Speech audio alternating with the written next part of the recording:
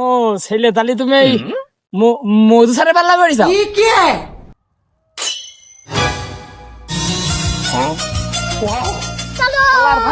জিনিসপাতি খেয়ে শান্তি নেই,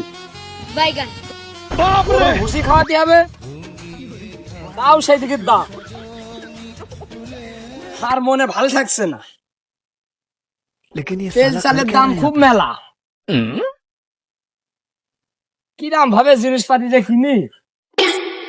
এখন বুড়ো হয়ে গেছি, ভিআইপি ভাবে খাতে চাইলাম, এখন দেখে আরো উল্টো ভরে যাচ্ছে সরকার। সরকারের দোষ না, সরকারের আর কি বলবো, খুব ভালো সরকার। এই কষ্টের জন্য আমার আর ভাল লাগে না। সারাদিন তো এমনি সেমনি ঘুরে বেড়াচ্ছি, যাই মাটিতে একটু কাম সাম করি কি, এই 100-200 টাকা হলে তাও লাভ, তোর তরকারি কিনতে পারবা না, অভাবে আর ভালো লাগে না।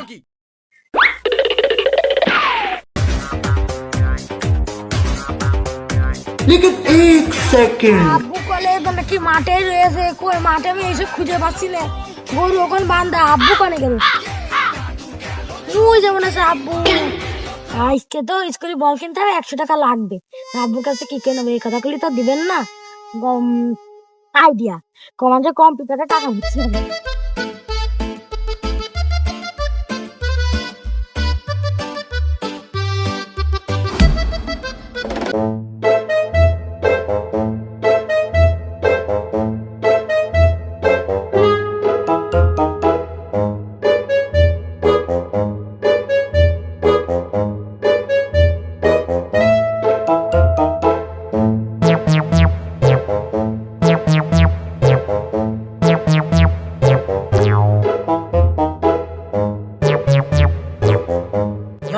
কাজ তো শেষ হলে 300 টাকা পাবা নে, আরাম করে বাজার টাজার করে নিয়ে আসে, আর চা পান খাওয়া নে কিছু।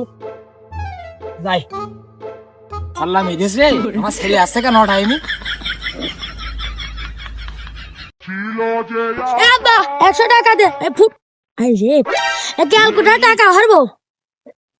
ও ছেলে তাহলে তুমি এই মধু সারে পাল্লা করিসাও, ওই মানে হলো বিজ্ঞান প্রযুক্তি বাংলা অঙ্ক ইংরেজি 100% পারে, বুঝিসাও।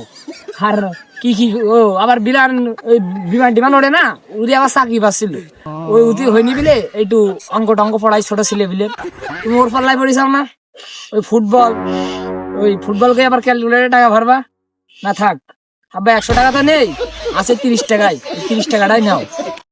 দাও তাহলে আর কি করবো। আরো আদিমে গাছে হবে, সূর্য নরম হবে, দাঁড়াও, কান্নার গভীর। আবার এই তেলের সংকটটা বেশি বেশি মেশি গেলে তো আবার সমস্যা। 30 টাকা শালি সাবার মানে ফতা শোনে, 30 টাকা আছে, 30 টাকা দিয়ে ওই ক্যালকুলেটার আছে না, ওই ক্যালকুলেটারে টাকা ভেজান। কিন্তু আমার মধু সারা ছাত্র যাও। তাহলে এমন চিপড়ে ভাবে ফেললে পড়লাম, বেশ একটুখানি কচি 100 টাকা দিতি, কয় টাকা দিলে?